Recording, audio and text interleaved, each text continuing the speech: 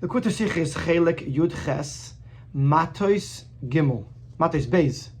Lili Nishmas Rav Yosef Binyamin Ben Reb Menashe Kaltman. A fascinating, very interesting sikha we're going to learn today that is going to speak about Tevillas Keilim. The halacha to tovel, to immerse your dishes, your new dishes, or dishes that are purchased from a non-yid in water, in a mikveh. What is the significance of it? Why do we do it? And what are the halachic ramifications of it? And it's very beautiful how it all comes together based on a choice of word in a Rashi in this week's parsha. But let's begin from the beginning. After Melchemes Midyan, after the Yidden go to war against the people of Midyan, Elazar HaKohen gives the Yidden the instructions of how to kasher their kelim, which we call in the halacha term Hag'olas Keilim, and also mentions the idea of Tevillas Keilim, of toveling or immersing the dishes, the utensils. In their parsha, wo Yidden sein and Tztave geworden auf die Dinim von Hag'olas Klei Midyan. So in this parsha, where Yidden are commanded with regards to kashering the kelim, the dishes, the utensils that they received, that they took from the Midianite people, fragt the Ramban has a question. Was hat man angesagt die Halachas von Hag'olas Klei Nachrim erst bei Melchemes Midyan und nicht früher bei Melchemes Sichim v'Oig?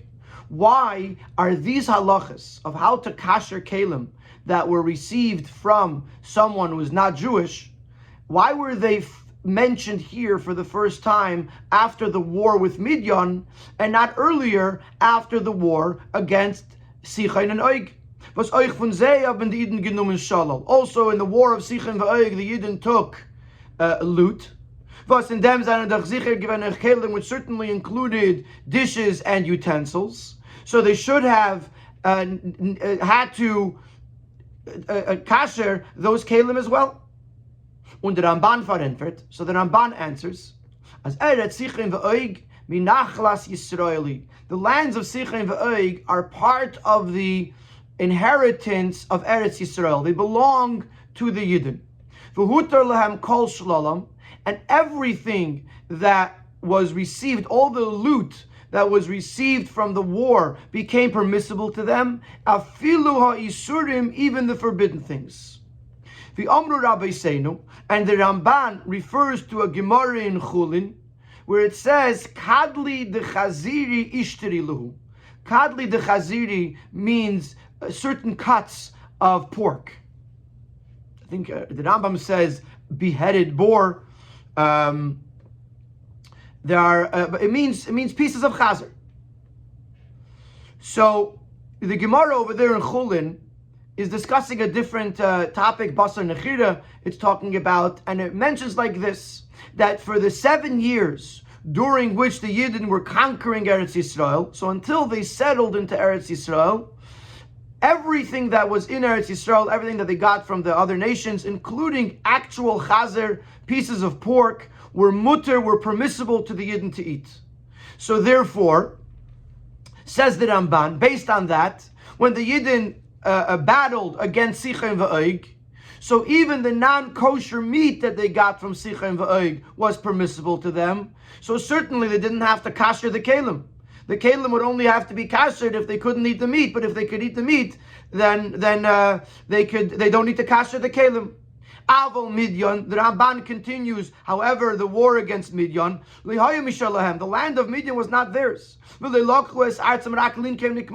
And the only reason they took the land of Midyan was to take revenge against the Midyanim for bringing Bilam and causing the sins with Benois Moav and with the Baal Pa'or, which was all caused by the people of Midyan. So therefore, they took revenge against Midyan by going to war against them. But inherently, the land wasn't theirs. And therefore, in the dishes and utensils that they received in the loot from Midyan, those were considered prohibited, and they had to kasher them in order to use them. And therefore, this is where the Torah introduces the idea of kashering kelim, because this is the first time that the Yidden are coming in contact with non-kosher kelim, that the only way they could use them is through kashering them. This is the Ramban's answer. And we're not going to argue. We're going to accept it that the Ramban says that when the Yidden attacked Sichrim v'Oig, anything that came from Sichrim v'Oig was mutter to them, including their dishes, including their non-kosher dishes, and therefore there was no need to kasher it, which is why the dinim of Tevillas Keilim, of kashering dishes or utensils, are mentioned for the first time after the war of Midyan. However, we have a different question on the Ramban. Fragen Mefarshim of them, the Mefarshim ask the following question. In der Parsha, seinen Iden angesagt geworden, nicht nur auf dinim von Geulei Keilim shel Nachrim. The Iden are commanded not just about kashering the dishes, the utensils that they received from the non-Jews, nor eichav Tevillas Keilim shel Nachrim. Also the halacha that you have to toivel, you have to immerse in water vessels, dishes that you received from the non-Yidden. Rashi brings this dar up as Rashi himself, and we're going to elaborate on this Rashi a little bit later. Rashi himself says that there's a tevilah necessary with these kelim, for these kelim. And the Rambam himself, elaborates on this as well. So the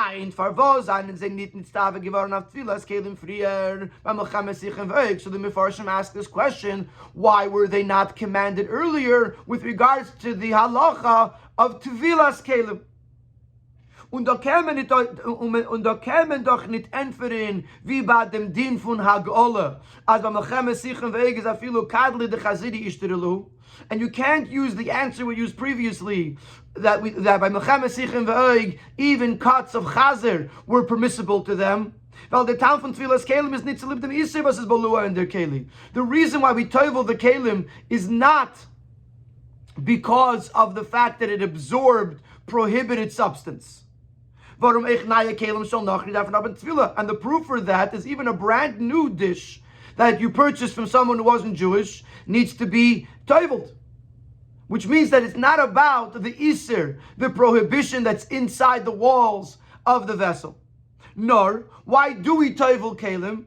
Wie der steht in Yerushalmi. The Yerushalmi teaches in the end of Masechta Avodah Zarah, Levisha Yatzu mitumas hanochri v'nichnesu l'kdusas Yisrael, because they went out of the impure domain of the non-Jew, and they were brought in to the holy domain of the Yid. And in order to make that transfer from the unholy to the holy, it needs tevilah, it needs to be toiveled.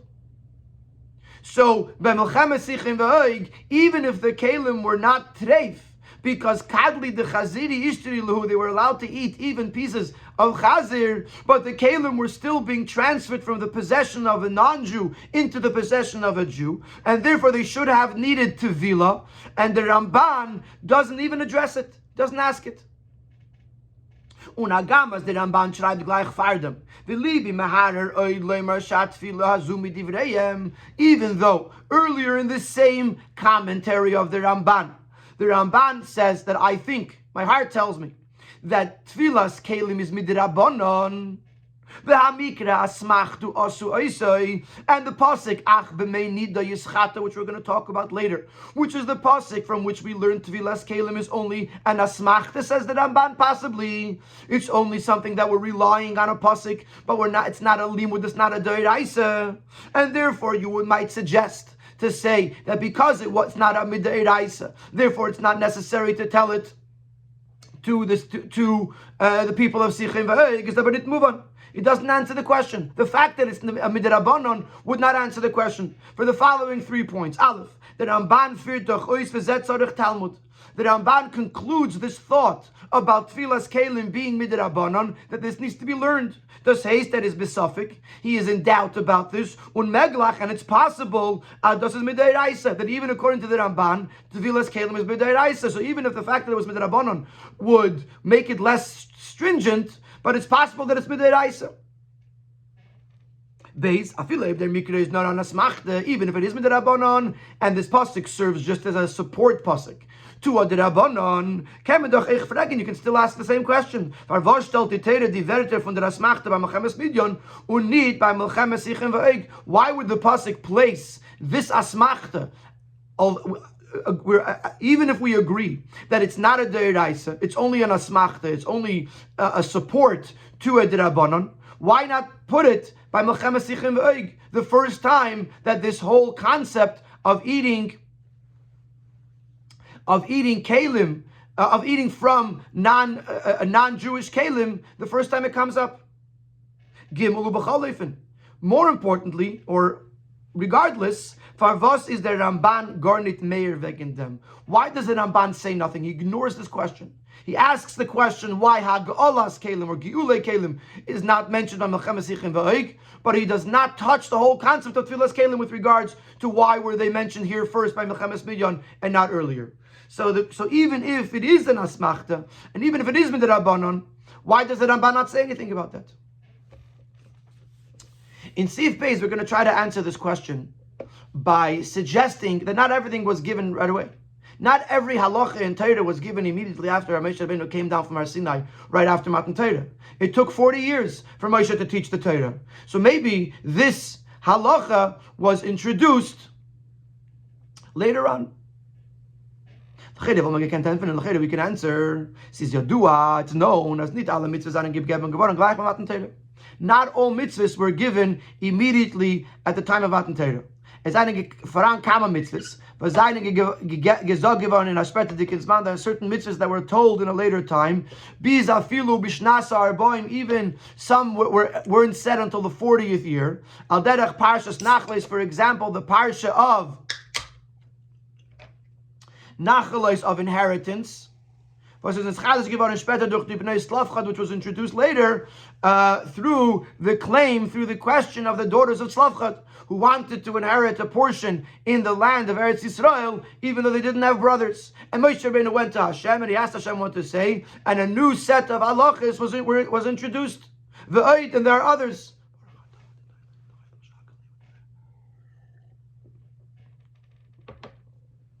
Ubemela hat nit kein Ort zu fragen, was man nit angesagt auf Tevillas Keilim früher.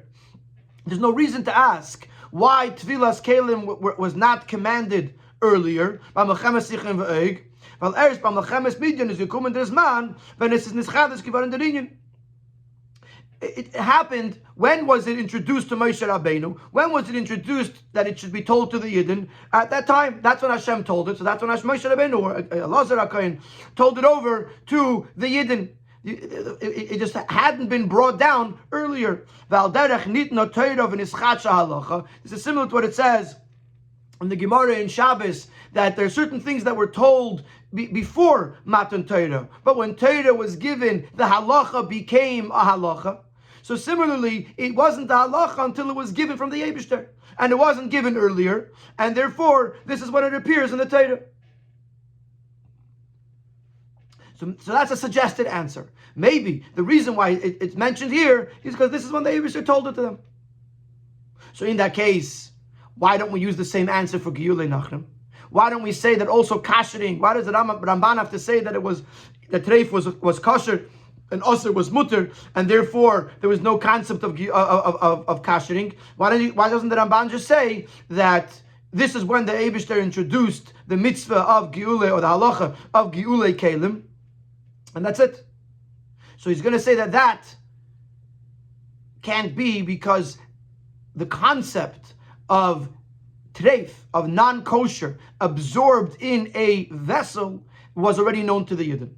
Das was the Ramban fragt, the fact that the Ramban does ask this question with regards to the kashering of Kelim, even though it's possible you could say the halacha was not nischadish, it wasn't introduced until later.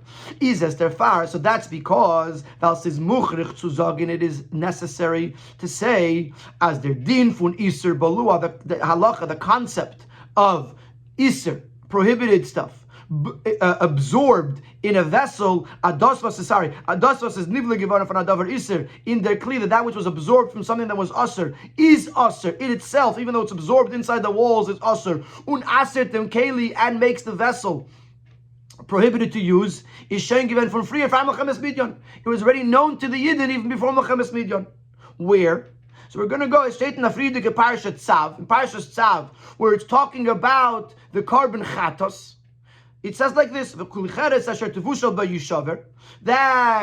if the chatos was cooked in a earthenware keli, then it has to be broken. The keli has to be broken. And if it was cooked in a copper vessel, then it has to be rinsed in water. Taich start Rashi. So Rashi explains, Yishaver, why does the klicheres have to be broken? Because that which was absorbed into the keli becomes noiser.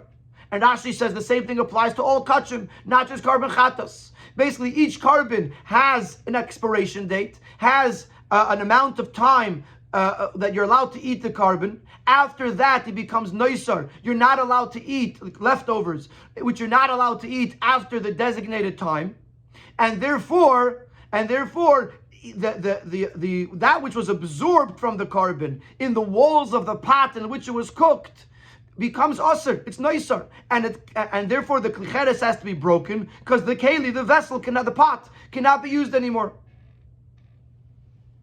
Umeirak v'shutaf lifleit es bliyasei. And if it was a clean, not a clean necheshes, so there's other ways. It's not just by breaking it. The klicheres, the only way to fix it is to break it. But by a clean necheshes, it doesn't have to be broken, but it has to be cleaned. For what purpose? Lifleit es bliyasei, to purge that which was absorbed. Kum tachois. This is about a carbon, but from this we can understand as the the concept of something prohibited being absorbed in the walls of the vessel is something that the Yidden already knew. And therefore, so therefore the Ramban is saying,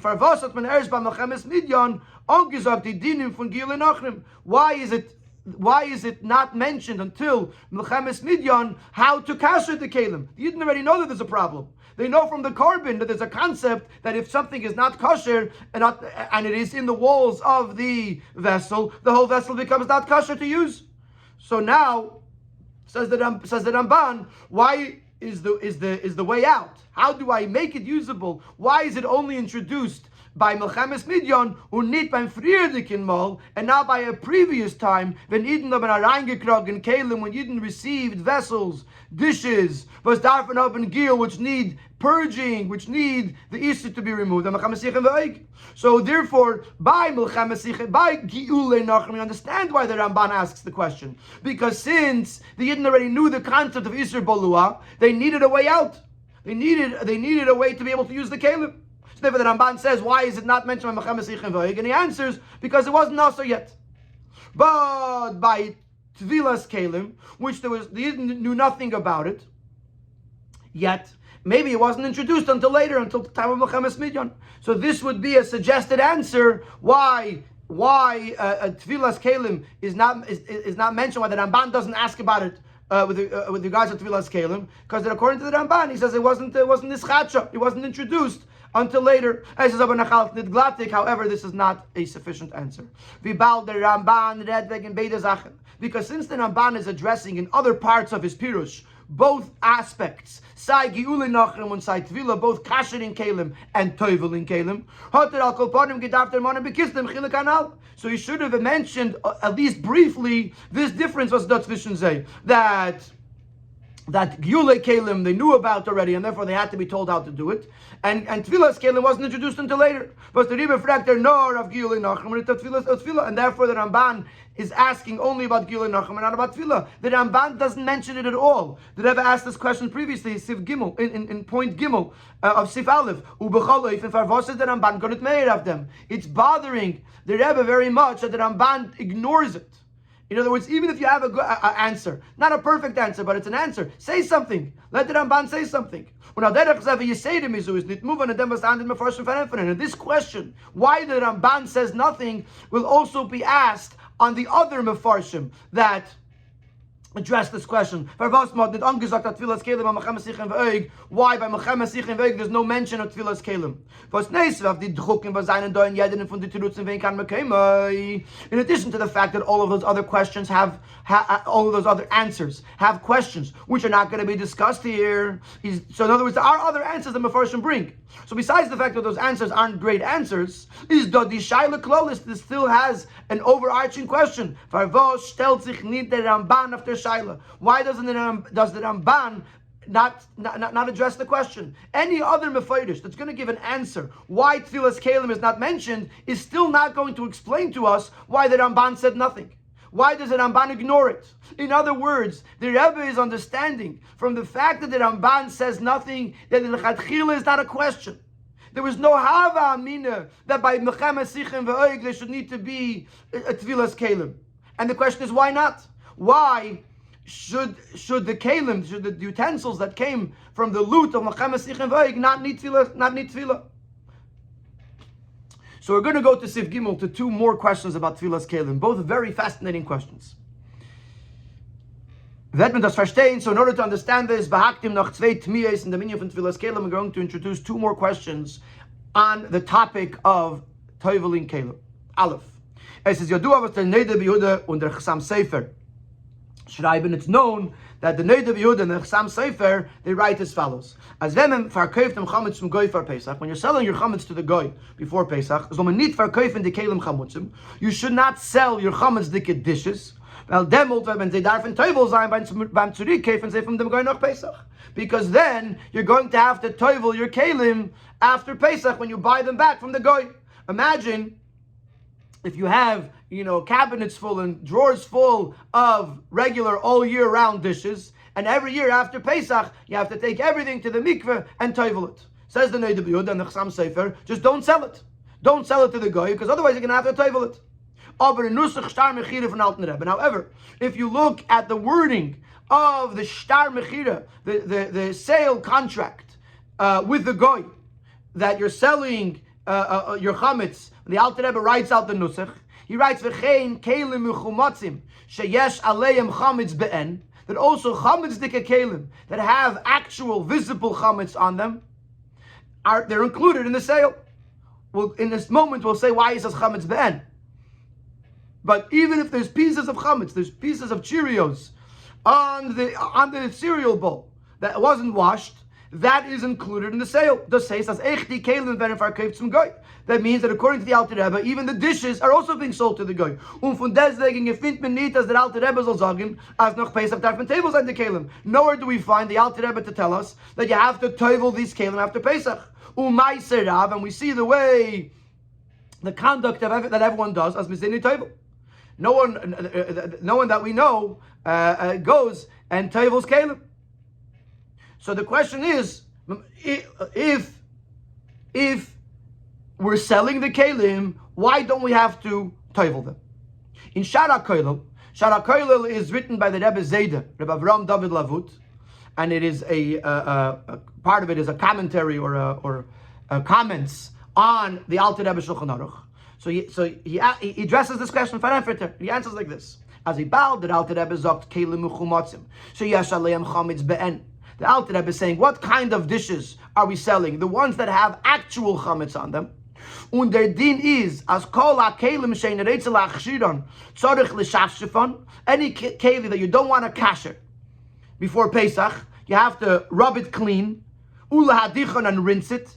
Shelei chametz nikar ben, there should not be any obvious chametz. So just to understand what the Alter Rebbe is saying here, at the beginning of Siman Taf Nun Aleph, which is the dinim of Hagolas Keilim, the Alter Rebbe is saying that if you don't want to kasher your Keilim for either you Hagolah or Libun for Pesach, but you want to use them after Pesach, so what you should do is you should clean them well, so that there's no chametz be'en, and then as the Alter Rebbe said earlier in Siman Taf Mem Zayin, chametz that is balua, that is absorbed in the walls of the keli, you are not over on bal yiro, bal yimotza, because it cannot be seen. And if you don't use the dishes, then you're not eating it, so that's not a problem. Bal yiro, bal yimotza is not either a problem, so you don't have to do anything. You don't have to sell it. You don't have to kasher it. You just have to clean it. And then Alter Rebbe says you should put it away in a place where you're not going to go there for the rest of Pesach. So you shouldn't come and accidentally use it on Pesach. So he says, even though usually forbidden kelim you're allowed to keep in your house, but by chametz, since you use the kelim a whole year, then you should hide them. You shouldn't use them. You shouldn't come to use them on Pesach. And the fact that we today put our chametz kelim in the cabinets or in the space that we're selling to the goy, it's not because we're including those kelim in the sale to the goy. It's just because it's a place that we're not going to go for the rest of Yom Tov, for the duration of Yom Tov.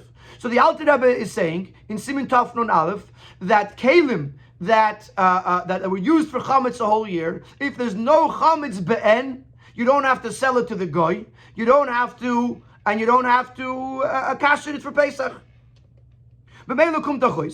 So this would imply, so now the Shara Koilel is saying like this, that according to this, as the klei seuda lenimkeru klal, the dishes that you use for the meal, your plates, your forks, etc., are not being sold. All you have to do is wash them and clean them before Pesach. Only dishes that are being used at a meal that you're eating on them or is chayv tvila. So since all of your regular kitchen utensils are not being sold to the goy, therefore you don't have to toivel it. That's what the Shara Koilel says. But the teretz is nit muman. There's a missing piece here. It's not understood. Der din von tzarich l'shafshefon, but sitzich doch auf alle kelim. The fact that you have to wash the kelim, if you want to keep them over Pesach and not sell them and not kasher them, refers to all types of utensils, even non-su'uda utensils. So if these kelim, any kelim, are not included in the mechira according to the Shara Koilel because they're clean,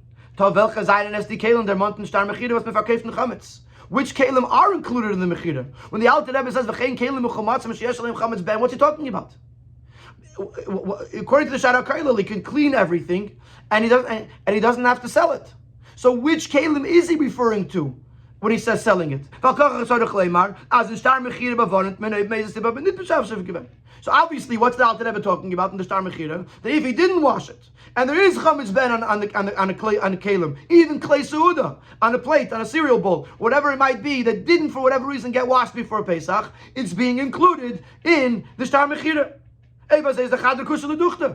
So now we're back to the original question. You have certain klei seuda that need to be toiveled, and they have chametz ben on them, so they were sold to the goy, and then you bought them back after Pesach.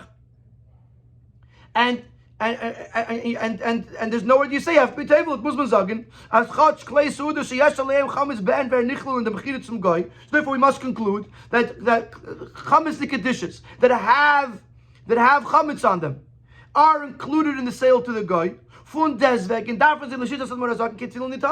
nevertheless, according to the Alter Rebbe, they do not need to be toiveled, and that's our question. Why are chametz kelim that were sold to a goy and then bought back after Pesach? Why do they not need to be toiveled? Why is it not considered chametz that's dishes that are going from the possession of a goy to the possession of a yid? That's our first question. Beis. Now we're going to ask another question with regards to Tevillas Keilim.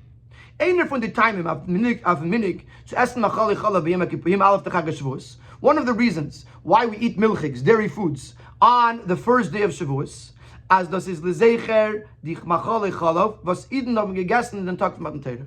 It is to commemorate the milchigs, the dairy foods that the Eden ate on the day of Matan Torah. How do we get there? Since the mitzvah of shchita, slaughtering an animal in order to eat its meat, was commanded to Yidden at Matan Torah, like most of the mitzvahs.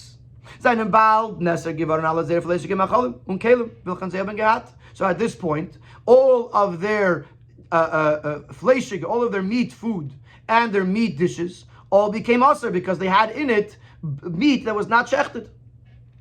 Weil vor Matan Torah seien sie doch nicht gewinn bar zricha. Before Matan Torah, they weren't even in the category of needing to be shechted. So therefore, even if somehow someone knew how to shecht and shechted properly, it would not have made a difference because it wasn't in the category of needing shechita.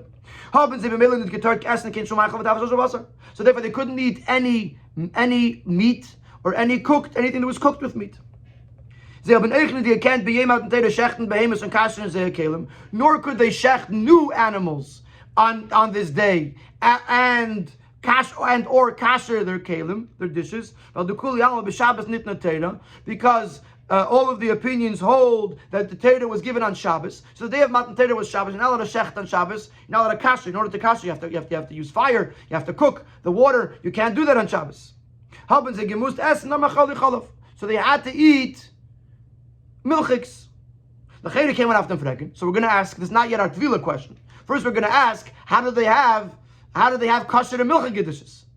Did they separate milk and meat before Matan Torah?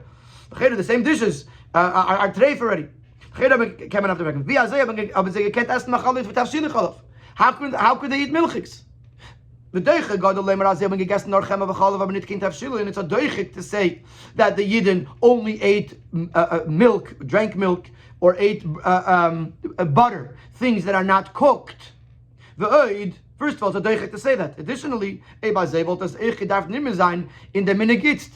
If that was the case, it would have been reflected in the customs, in the minhagim of Shavuos today. Nowhere in the minhagim Shavuos do we say to eat specifically chema and chalav, milk and butter, and not cooked foods. We eat cooked milchigs on Shavuos. They should have had to kasher their milchig dishes. Because they became usher because earlier they weren't careful of not cooking meat in them, or the taruvas basar b'cholav, or even mixing milk and meat before Matan Torah. So the dishes that they had were treif. If the dishes are treif, then how do they eat milchiks? This is nicht kein kasha. This is not a question. Because it is logical to say this is a beautiful, beautiful idea. As I raise kendik from Mitzrayim und wissen dik as Beitziach asam Mitzrayim.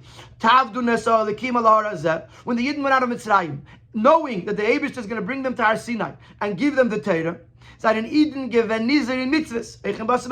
They started keeping mitzvahs, observing mitzvahs even before Matan Torah, including the mitzvah of basar b'cholav. So already before Matan Torah, they already had separate milchig dishes, which did not become aser from the meat, or from basar b'cholav, or from mixing milk and meat, because they had designated milchig keilim. Just want to point out that in the Order 28 he brings that, especially since they already knew about the concept of basar b'chalav, because Avram Avinu, we know, was careful to separate basar and chalav when he fed the malachim. We also find in Parshas Toldos, when Yitzchak sends Esav to go get him food, he says, "Don't bring me back a nevela. Make sure it's a sharp knife. Sharpen the knife so I don't bring back a nevela." So we see that the concept of kosher and not kosher was already known. So the Yidden were able to keep these mitzvahs even before Matan Torah. And as a Yid, knowing that the Eibishter is giving the Torah, why wait? Right away, as soon as they have an ability to start keeping these mitzvahs, they're going to keep the mitzvahs. And therefore, by the time it came to Matan Torah, they had milchig dishes and fleishig dishes. So therefore, when the fleishig dishes became aser because they had in it shechted meat, they had in it a non-shechted meat, not properly shechted meat, because before Matan Torah, lav bar zevicha, they weren't in the category of needing to be shechted. So the fleishig kelim taka became unkosher, but the milchig kelim were milchig, and they had no reason to be not kosher.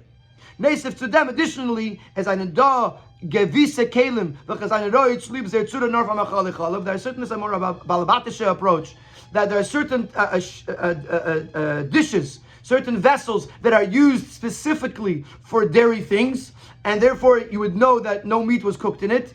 So either way, you have milchig dishes, and the dishes are specific designated for milchigs. So therefore, there's no issue of shchita, and that's why the Yidden were able to eat it on the first day of Shavuos, on the day of Matan Torah, and that's why, to commemorate that, we eat milchigs on the first day of Shavuos. And says, but now we're going to go to our Tevilin question. And Mistakas, but didn't get off Magos the Keilim. It's true that we didn't have to kasher the Keilim. Well, and say, isn't it given came because they had no absorbed Yisr in them. Because, as we mentioned before, there was no meat in them to begin with. Oh, but Matan Teda, and the Chidna Rein, Bloshna Yerushalmi, Al Kedushas Yisrael. But Matan Teda, the Yidden were raised up into the holiness of a Yid. They were elevated. For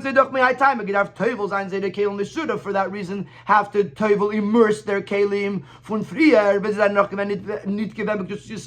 because before Matan Teda they were using them, and they were not in the Kedusha, in the level of Kedusha of a Yid. So now we go back to our original question. How could the Yidden use their milchige dishes if the Keilim were not Teveled? So we have three questions. Number one, why by Melchema Sichin V'Oig was it not necessary for them to tevel their kelim? The kelim that came from the loot. Number two, why after we sell our chametz dike kelim, our chametz dike dishes to a goy for before Pesach, and then buy them back after Pesach, do we not have to tevel our dishes? And number three, how were the Yidden able to use their milchige dishes on the day of Matan Teda if they were not teveled? It brings in the order 32. He says that I say maybe they teveled them. So first of all, we don't find anywhere that they were teveled. Number two, there's a machlekes if you're allowed to tevel new kelim on Shabbos. It's a second kli. So clearly they didn't tevel their kelim that day. So the question is, why were they able to use those kelim? In Siv Dalet, we're going to go into the idea to start to answer the question. In order to do that, the Rabbi is going to explain to us what is the idea, what is the reasoning behind Tevillas Keilim, much more than what the Yerushalmi says, that it's because you're going from Tumas Nachri to Kedushas Yisrael. There's much more depth to that. And we're going to learn this all from one or two words in the Rashi in this week's parsha, with regards to Tevillas Keilim. The Gerat Film Malkim and Arus Lena from Perish Rashi al Torah and Yanim Afloim has been discussed many times that from the Rashi on Torah you could learn incredible ideas, Eich al Derech Halacha, also in the realm of Halacha.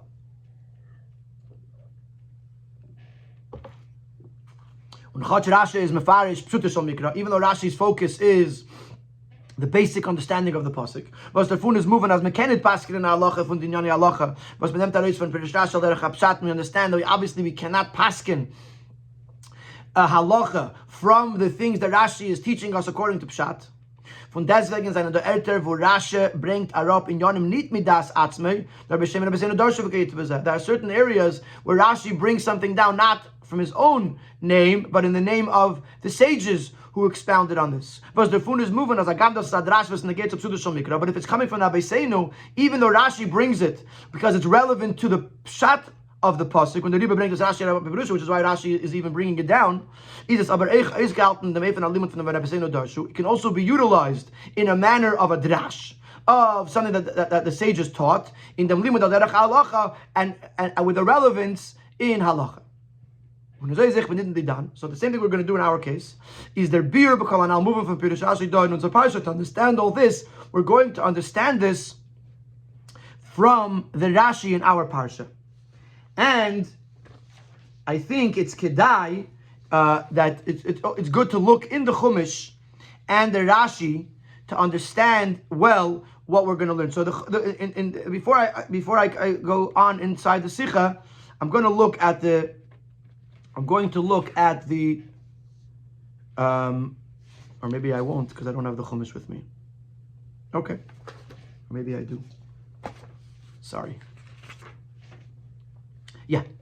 So Allah Akarin is telling the Anshe Atzava, and he says, "Kol davar asiyah v'beish taviru beish v'tohir." That the way something becomes treif, that's how it becomes kosher. So something that was used in fire has to be kosher through fire, called libun. Then the pasuk says, "Ach b'mei nida yischata," but it has to be cleansed with mei nida, which in this context for now with water of tara. Then it's something that became treif, not through fire. Then it has to go into the water, has to be cleaned. So Rashi says like this: Ach b'mei nida yischata, lefi pshuta. According to the Pashut Pshat, Chitui zeh letari mitumas mes. This chitui, which is the second thing, the taviru ba'esh, and then there's b'meni di yischata. This is talking about making it toir from the tumas mes, from tuma being in contact with the corpse. Amar lahem, Eliezer told the Yidden, tzrichim hakelim giyu letarum and iser. Number one, they need to be purged to remove the iser from the keli, so the keli is not treif, not aser. V'chitui, it also needs chitui letarum min hatuma, to make it toir from tuma. We don't know where the keli was. We don't know what it was in contact with, and therefore it needs to become toir. So it needs to become toir from the iser and toir from the tuma. But Rabbi Darshu, we can, or Rabbi Darshu, the Chazal teach us, mikan she'af la'achshidan min ha'isr hitin tefillah. This teaches us that also, in the Pashta Pshat, you need to have the second meinida yischata is used for tara from tuma.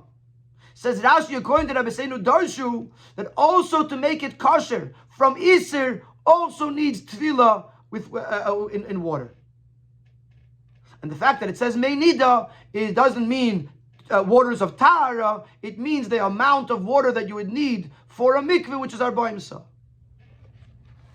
So this is the pasuk that we're talking about. Let's see it inside the sikha. Rashi brings it up the minion for Tevillas Keilim. When Rashi brings the idea of Tevillas Keilim, after the verter achmeni di yischata on the words achmeni di yischata, zokter lefi pshutei chitu zelatari mitumas mes. Rashi says that according to the Pashta Pshat, this is talking about making it toher from the tumah of coming in contact with a mess, with a corpse. Amar lehem, Eliezer said to them, tzrich makelim gio letara minat iser. The kelim need to be kashered from the iser, v'chitu letara minat tuma, and they need to be purified from tuma.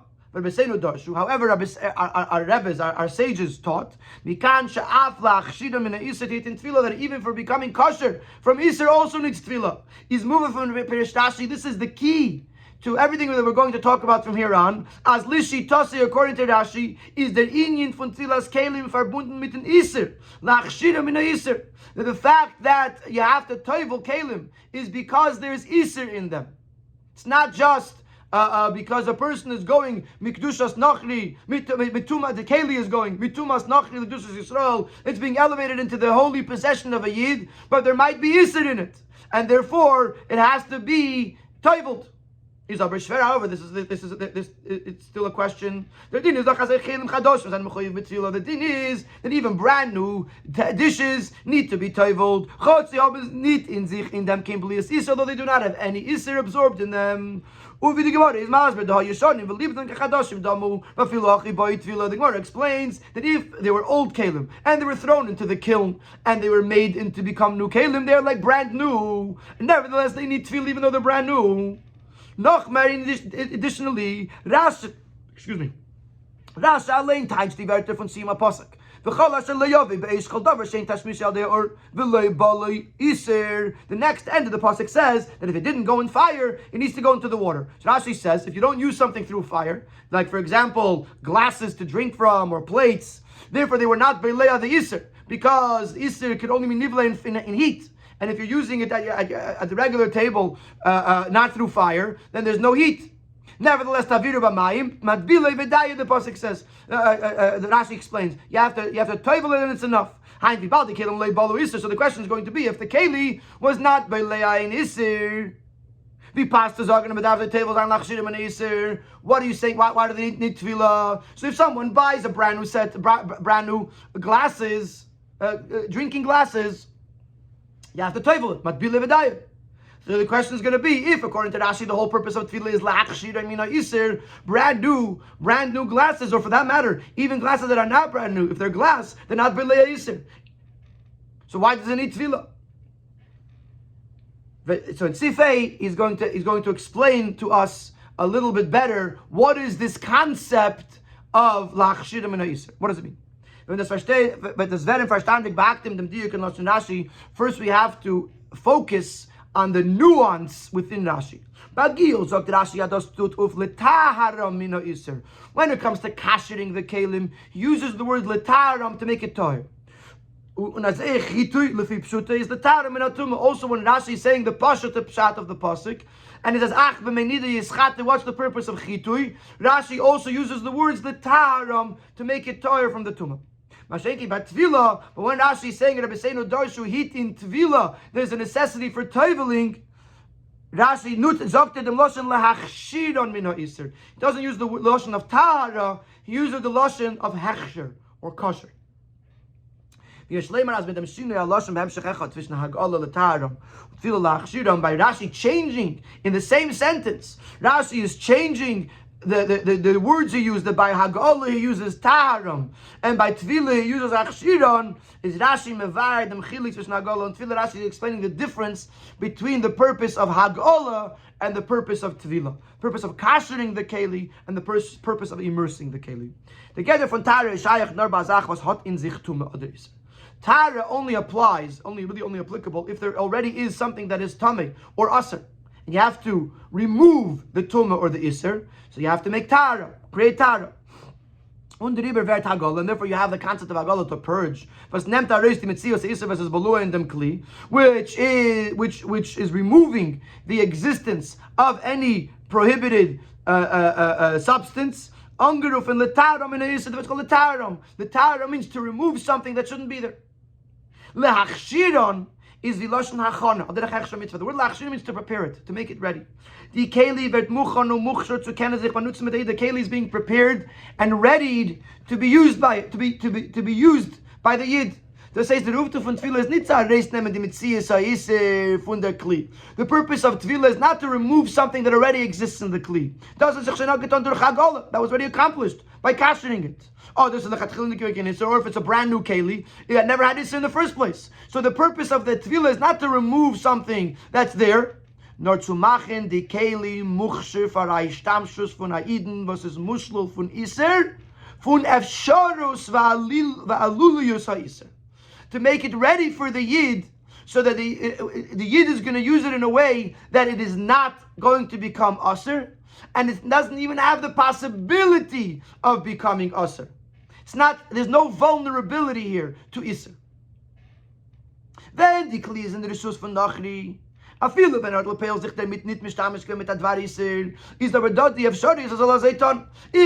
keli is in the possession of the yid, even if of the guy, even if he never used it, but he always had access to it, it could have become not kosher. Und der Ribber, wenn die Kli geht, der Ribber in dem Rishus von Aiden, so ein Stammso, was in ihr ist nicht da, viele der Fschari ist und benutzen sich mit der Dvarisser. So now when the keli is being transferred into the possession of the yid, which is the type of usage that doesn't even have the vulnerability of becoming, the possibility of using it with a Dvarisser, darf the Kli haben Tevillah lachshinim in ha'Iser. To use other words, there's two parts here. Number one, the Tara is for the past. Hechsher is for the future. Tara means to get rid of something that it already has. Hechsher means to prepare it to be used properly.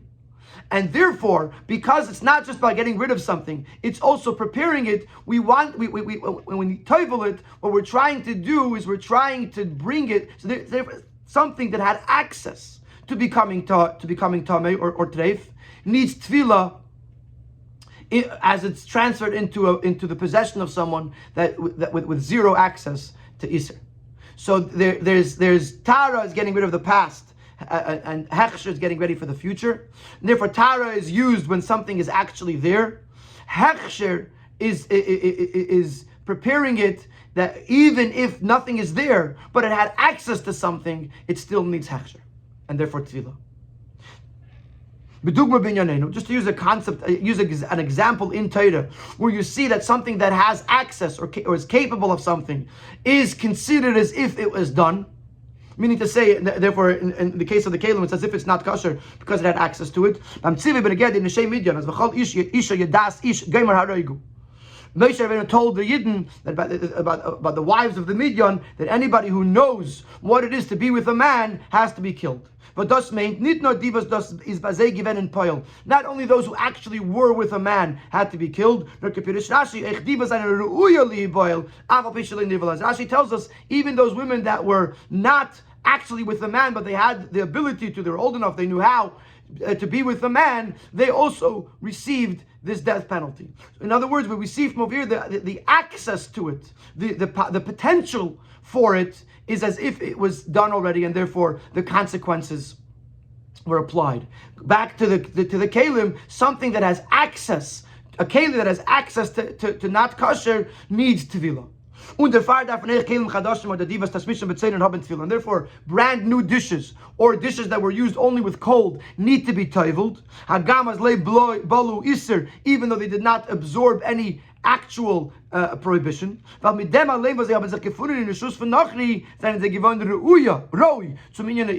fact that they were in the possession of the Gentile, this gave them access, potential to the Isser, and therefore they need Tefillah.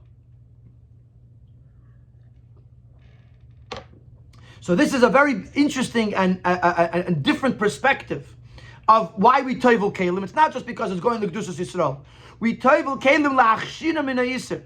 Even if they didn't actually have Isser, but if they had the potential, the access to Isser, that also necessitates a Tevilah. So that's why Keilim that were kashered need to be Teveled, because of the access they had to the Isser. That's like brand new Keilim also need to be Teveled because they were in the possession of someone who could have made them Isser. Now we're going to go back to our three questions. Now this will now answer very beautifully and very a gishmak the three questions we had earlier. Aleph, Arvos fragte Ramban nor av Gule Nochrim unitav Tevillas Keilim. Why does the Ramban ask why only with regards to Gule Nochrim, the kashering of the Keilim, and not with regards to Tevel and Keilim? Why it wasn't mentioned by Milchema Sichin ve'oig? The Ramban doesn't even mention that question. Beis Arvos darf man the Tevels and the Keilim was verkauft zum Goy in dem Chametz. Why do we have to not Tevel? Why do we not have to immerse dishes that were sold to the Goy for Pesach? How were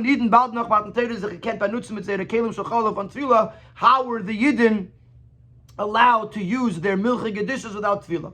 Let's take one thing at a time. Aleph, the Ramban stellt sich doch auf Rashi, auf Pirush Rashi. This whole discussion in the Ramban is based on Rashi.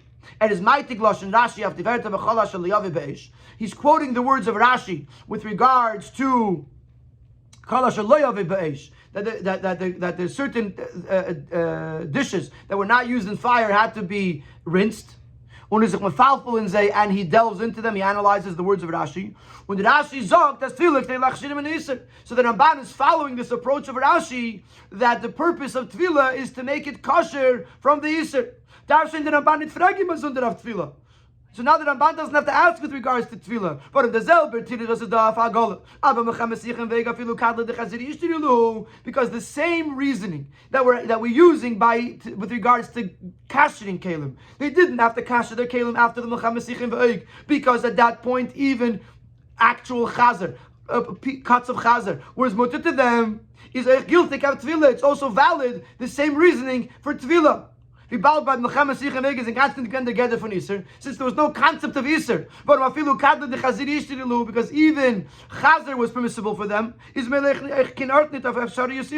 there's no potential of Isser. The whole purpose of Tefillah is to elevate them from their access, from their potential Isser. But if there was no concept of Isser, as the Ramban explained with regards to Gi'ulei Nochrim, the Gi'ulei Kli Nochrim, that they didn't have to kasher them because there was no concept of Isser, then for sure there's no concept of Tefillah either, for the same reason. If there's no Isser, there's no need for Tefillah. Which this is an incredible chiddush that Rashi is saying in our question. The question was right in the beginning of the Sikha that the Tevillah is not connected to Isser. So the fact that things weren't Asr shouldn't affect Tevillah. But according to the way the Rebbe is learning Pshat in Rashi, that Rashi says that the purpose of Tevillah is only when there is, because of its access to Isser. Then if there was no Isser, then there's no need for Tevillah. What about Bechiras Chametz? That you sold the keli to the guy. The guy has access. But even though we are selling the chametz and the chametz dishes to the guy, and we're even giving the guy the keys to the room where the Keilim are, where the chametz is. However, this is very interesting. When you're selling the chametz in a way, that right after Pesach it's going to belong to the Yid once again. As der goys on the peil nutzen dem verkauften chametz from the kelim. It is extremely uncommon that the goy should actually use the chametz or the dishes that were sold in the chametz. Bis es eine Veran achreinem was sagen, dass der ganze Inje von Mechidas chametz is kein harama. To the point that it's such a uncommon thing that there are certain achreinem that are old that the whole concept of Mechidas chametz is a loophole. It's a harama. We're tricking the system. No, the Gabi Chametz is the Seich Maspik. However, these Achronim would agree that with regards to Chametz, for whatever reason, even if it's Ke'ein Ha'arama, it's sufficient. But they're looking at it as if it's almost not sold. It's staying in the cabinet in your house, even though the guy has the key. He's not using it. Only bald the mechide is in an efen as the goy hat nit the efsharis nusen the kelim. So based on this, because it's so uncommon for the goy to use the kelim, it's considered that the mechide is in a way that the goy does not have access to the kelim.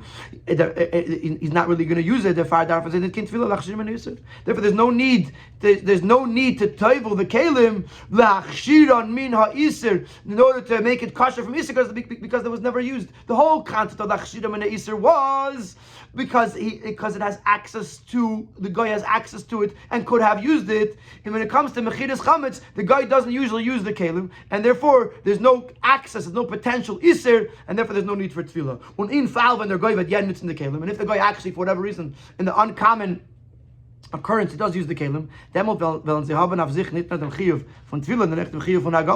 then you don't have to just toivel it, you have to also have to kasher it. If the guy goes into your house and borrows a pot and takes it home and uses it, then you can't just toivel it and use it. You have to kasher it and use it. You don't know what he put in it. Just like we don't kasher the kelim that we got back from the goy after Pesach because the goy didn't use it. Similarly, we don't have to toivel it because it's considered as if he doesn't have access to it because of how uncommon it is that the goy would actually use the dishes on Pesach. Now let's talk about milchigs on Shavuos. The geretz an Yidden far Matan Torah given agiten bas b'chalav. Before Matan Torah, we said before Yidden were careful; they observed basar b'chalav. Ubemele is nit nor bazeira klei chalav am b'peil nit kat kim b'li. Not only did their milchigs not have any iser in them in actuality, no nachmer. It's nit given kein efsharius of them. There was no possibility. There was no potential of it because they were keeping it. Not, first of all, there were no goyim involved. It was Yidden. But before Pesach, before Matan Torah, they weren't mechuyev in basar v'chalav. But they were keeping it anyway. So if they were keeping it anyway, then there was no access. There was no potential iser here. Und der Riber haben sie ihre Keilim von Chalav nicht gedarf tevel sein. Therefore, there was no need for them to be tevel their Keilim. Since by the Keilim the Chayach, the Inyan from Lachshirim and Isser, there was no concept of Lachshirim and Isser to make it ready, to prepare it from the potential, the access, the connection to Isser, because it never happened. There was no access to Isser, there was no potential Isser, because the Yidden were keeping Basar B'chalav and they were keeping their milchig dishes separate, and they weren't putting in even